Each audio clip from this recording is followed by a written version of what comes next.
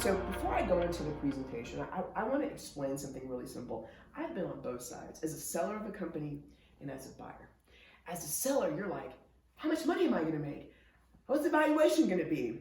How much of my sweat equity is going to be taken into consideration? How will it feel to join your company? Will there be a press release? How will I be positioned? What's my legacy? Will you take care of my customers? What will happen to my goodwill and IP? How do you think about the brand? Will you keep the company's name? What happens to my reputation? Do you hire my employees?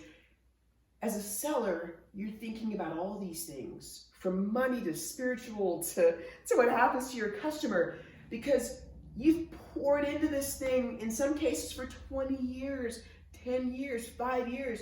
You've sent your kids from Montessori school to Michigan State while running your company.